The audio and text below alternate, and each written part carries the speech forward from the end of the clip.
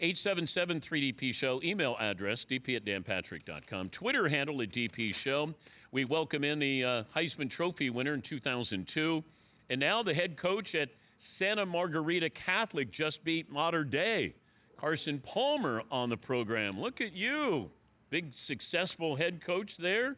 When I say Notre Dame, first thing that comes to mind is what? Phenomenal memories. I was a Notre Dame recruit, really wanted to go to Notre Dame, went on a trip there, went on an official visit, went to a camp there, kind of fell in love with it. So it was a special place to me. And then at the end, just USC won my heart and got me. But we had some great battles against them, and obviously one of the best, traditions in all of college football. Wait, how did they win your heart? They were Notre Dame. Every how did game USC win your heart or steal your heart? Well, Coach, the coaching staff, I got really close to the coaching staff. I was close to home. I was only an hour and a half away, so I got a chance to spend some more time at SC on campus.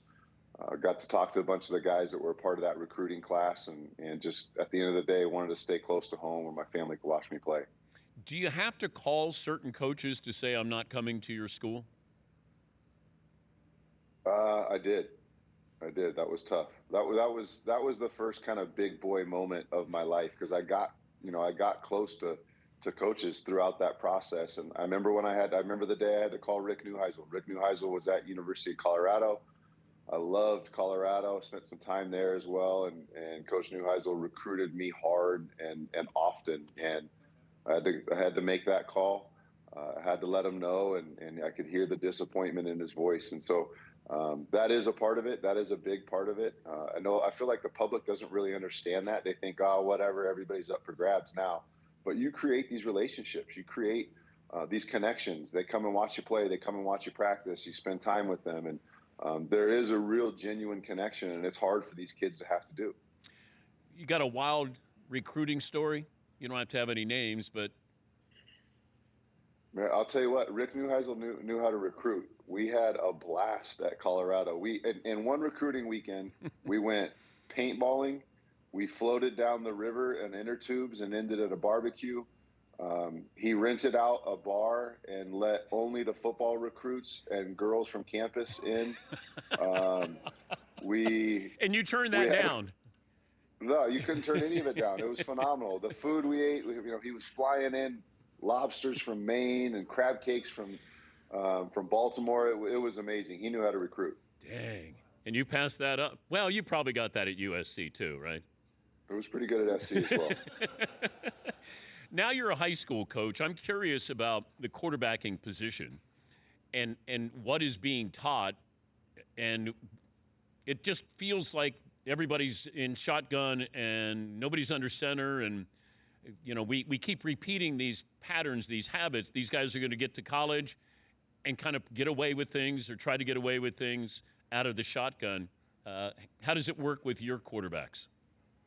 Well, we spend time in shotgun, but if you look at the college game, there's a lot of kids in the shotgun in college as well. We also spend a ton of time, especially in spring ball. We spent a majority of spring under center just to learn it and understand it. But, we're running the same stuff that I was running in the NFL, all the stuff that I was taught, and all the plays and concepts and reasons why you throw into this coverage and away from this coverage that I was taught from all the amazing coaches I was able to play for. So we're running an NFL style system. We're definitely in shotgun. We're under center a bit, but that's where the college game is. And I don't think it's that much easier under center, because what people don't realize is, in shotgun. What people don't realize is when you're in shotgun, you have to take your eyes off the defense. When you're under center, you get to see it all unfold. So you see the pre-snap coverage, and then you see the post-snap coverage unfold after the snap as it's developing. Where in shotgun, it's hard because you got to look up, see the defense, and then find that ball, and then look up, and the picture's a little bit different. So, I don't think it's a crutch. I think it makes it a little bit easier on the center quarterback exchange. But again, you still see it at the high school level and at the college level, snaps flying over guys' heads and bouncing on the ground. So we spend quite a bit of time in both, and I think you see a bunch of kids in college playing in the shotgun. But I love under center, and I always go back to a conversation I had with Joe Montana. He said, he sees shotgun, but he said, I loved under center because I'm getting the ball and everything is in real time. So as I'm moving, defense is moving, and he said it helped me kind of sync up when I was going to throw like I got in rhythm. It allowed me to get back in the pocket and then step up in the pocket. And I think these quarterbacks now, they're back in the pocket, and then they either scramble right or left.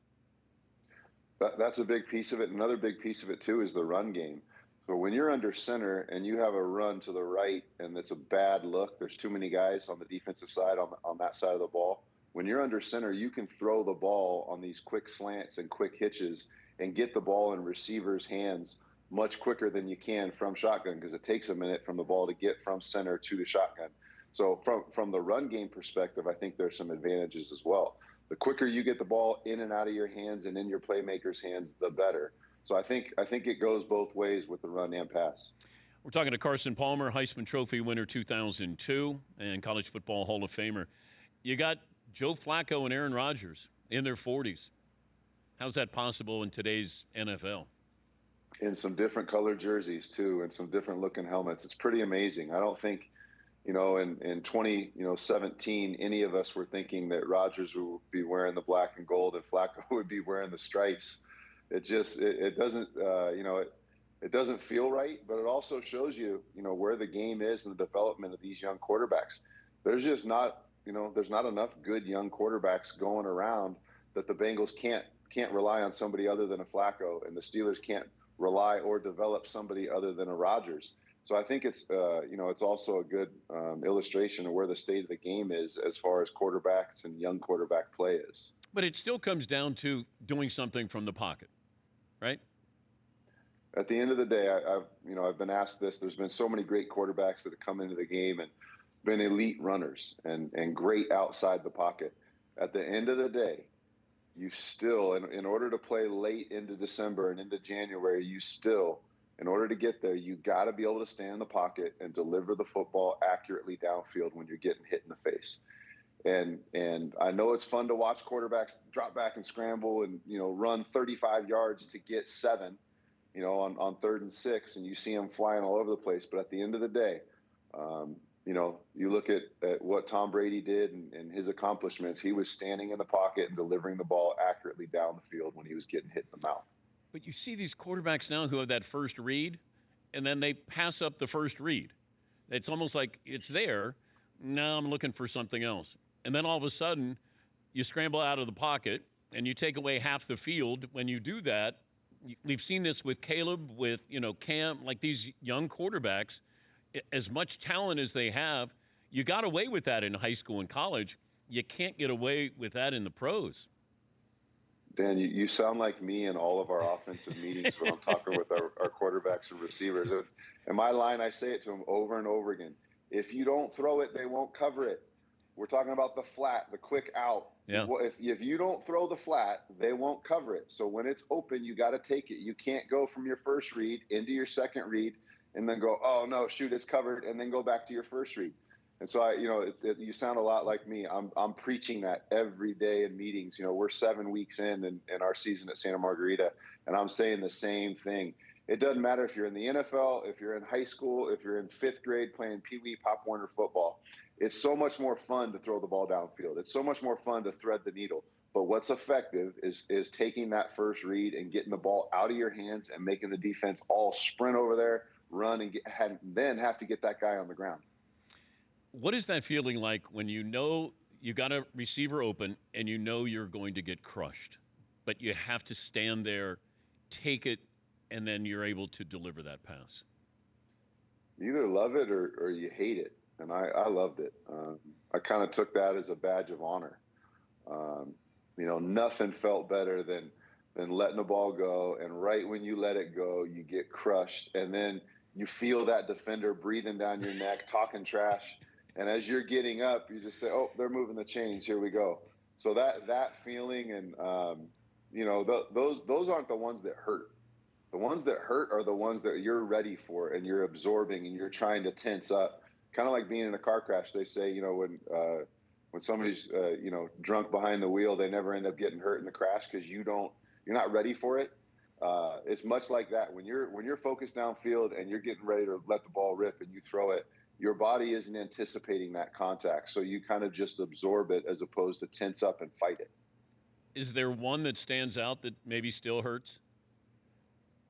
Yeah, you remember Sean Big Baby Rogers? Yes. University of Texas defensive lineman. Yeah. He was in Cleveland, and I don't know how it happened. It was the last game of the season, but he ended up. I was on my back, and he sat on me. He fell from the sky, butt first, right on my chest. And to this day, he dislocated my sternum from my rib cage. And to this day, I still feel that. Big baby Sean Rogers, phenomenal player, unreal player. I think he was in Detroit and Cleveland as well. But he landed right, and I just felt almost like a CPR when you're getting CPR, those compressions. He did his compressions with all 370 of himself. Is your high school team the Fighting Margaritas? Like it's Santa Margarita? Like you have a man, cocktail? We're the Eagles. Oh, we're the Eagles. Oh, the Eagles. Okay. That's in football, baby. There it is. Okay. All right. Do you want to coach in college? No, but do you want to come and watch us play? Can you fly out and watch it? We got St. John Bosco at home, homecoming. It's a big game for us. We're both 2-0 in the Trinity League. You should leave South Bend, come out and cover the game Friday night, and then get back to South Bend on time for Sunday. Let me see. Check with Fritz. Do we see have? If Fritz can make that happen. Can we get the corporate jet? I'm going to make a couple of calls. Thank you, Todd. I think that's the least we can do. He took time to be on the show. We should go support his team. I mean, if I can get the corporate jet, I see no reason why I wouldn't go out and root for the Fighting Margaritas. The Fighting Cosmopolitans are playing. We're in. Let's do it, Fritz. Thanks, man. Appreciate you. All right. Do you have are you a tough pep talk guy? Like, how do you get your guys all fired up? No, I'm not.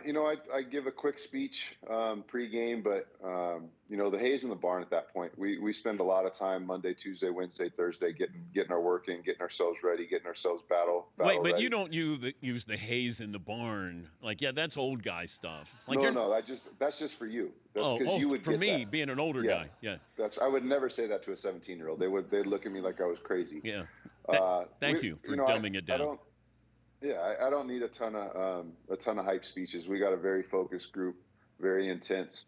I give a little bit pregame, but these guys do a good job firing themselves up. The Fighting Margaritas. Great to talk to you, and thanks for joining us, Carson. I'll see you tomorrow night. Thanks, Dan. What time's game time? 7 p.m. PST. Okay. All right. Sounds good. All right. Who's with me? Let's go. I'm in. High school football, yeah. Heck yeah, dude. Santa Margarita. Santa Margarita 11. Heck yeah. Yeah. A little cocktail walking around with salt on the rim. Sounds lovely.